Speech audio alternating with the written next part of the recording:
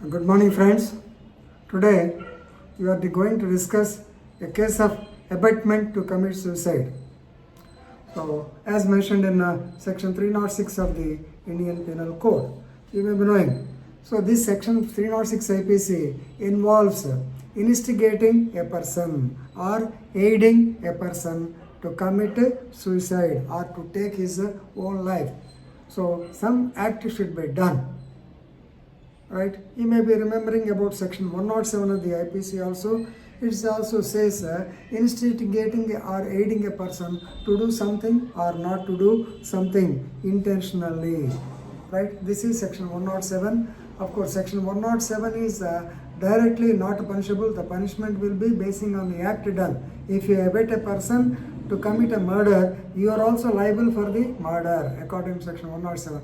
But section 306 is quite a clear punishment for the abetment of suicide. Whenever a person attempts to commit suicide or commits suicide, then if there is an instigation or aiding or abetment is found, this person is also liable.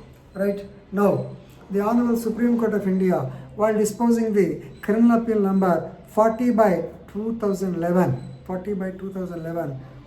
in the case of Gurbachan Singh versus State of Punjab, Gurbachan Singh versus State of Punjab by a 3 judges bench, Justice N.V. Ramana, then Hrishikesh Roy and also Suryakant.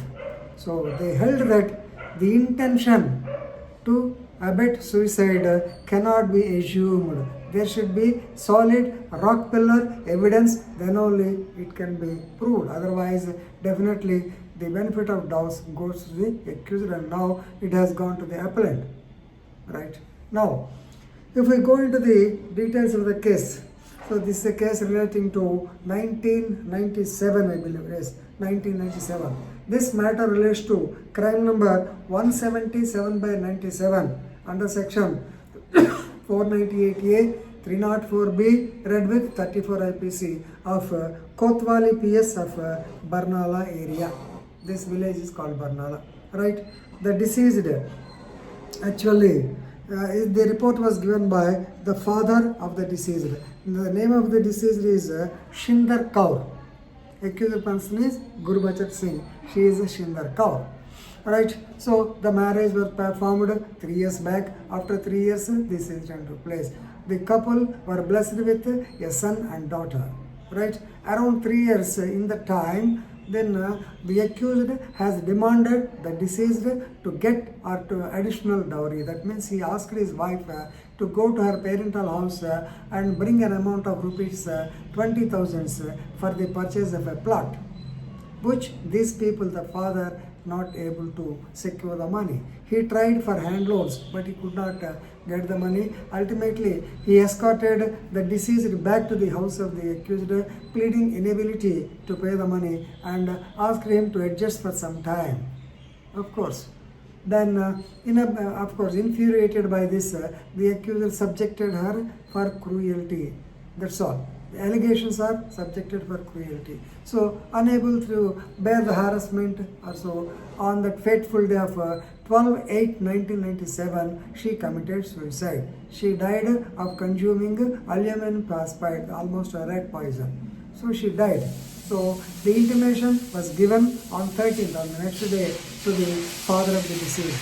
Of course, the father of the deceased immediately rushed to the place, and he suspected, definitely due to the harassment, please remember, due to the harassment for dowry, she might have committed suicide. He suspected that they would have given her the poisonous substance due to which she died. That means it is a clear case of 304B and Indian Penal Code. Friends, you may be knowing, section 304B of the Indian Penal Code says whenever any woman within 7 years of marriage, and just prior to the death, if she was subjected to harassment by husband or any relative regarding to the dowry, regarding issue of dowry, and if she dies other than under natural circumstances, these 3 points, it is called dowry death. So for dowry death, number one, the woman should be married. Number two, the incident should have taken place before within 7 years of her married life, and before death she should have been subjected to harassment for additional dowry. Then only this is right. 498A, since the harassment has been continuing, you may be knowing 498 is a very simple case where 3 years punishment is given. 304B, burden of proof lies on the accused, and death sentence also, life sentence also can be given. It's almost equal to murder, right? The police registered the case, they conducted the investigation, they arrested the accused, and the charge sheet was also filed. And of course here trial was conducted against the accused Gurbachan Singh and both his parents also. Yes, both the parents also. Yes, the trial. His father's name is Dullah Singh and mother's name is Karnal Kaur. Both of them. All the three have been charged under section 304B, 498A and 34. 34 means common intention. So the trial court, so he could not, of course, the evidence, in the opinion of the trial court, the evidence was not sufficient to bring home the provisions of section 304B or 498A. So the dowry harassment and also the cruelty or harassment could not be established basing on the evidence. It's all, entire case depends on the oral evidence only, and to some extent the circumstantial evidence. That's all, right? So they could not be established now, right? So the Honorable Court rightly acquitted both the parents. As regards this man, the appellant, the trial court has come to the conclusion that there is no evidence under section 498A and 304B also. Then the court posed a question to itself as to how the woman died, the circumstances which led to the decease of the deceased, how she died. And then they have added section 306 of the IPC in the charges. Actually, the police filed the charges only 498A, 304B and 34. That's all.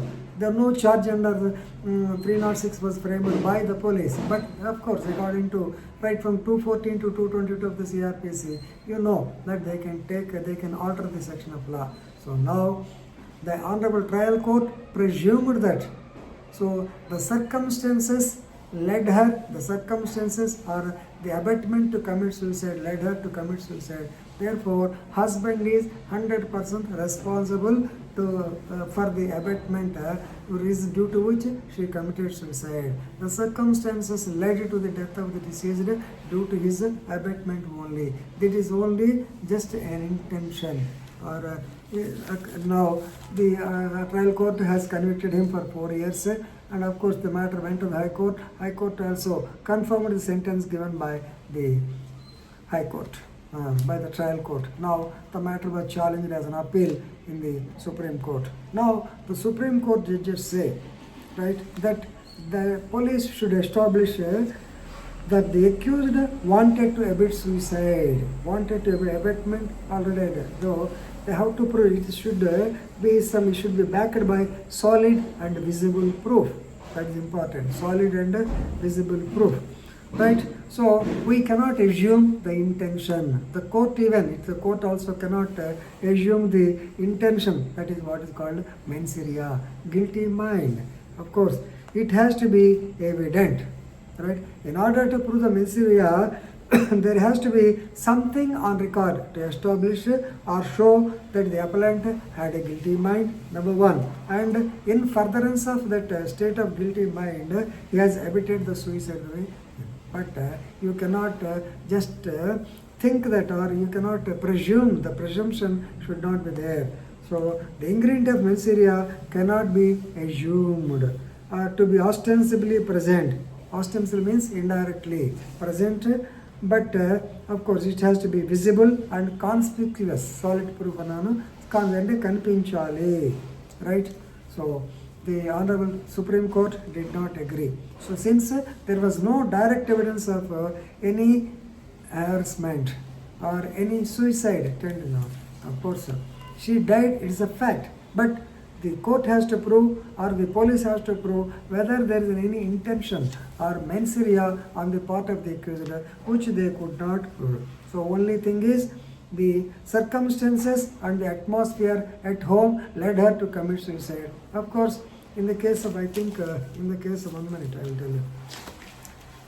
In the case of, Mangatram versus state of Haryana, it was held that so no prudent man would ordinarily commit suicide unless abetted to do so. This is a common thing. But a woman can commit suicide due to depression, due to financial problems, due to failure in love, due to domestic worries, due to chronic ailments, and also at that particular circumstances, there need not be abatement.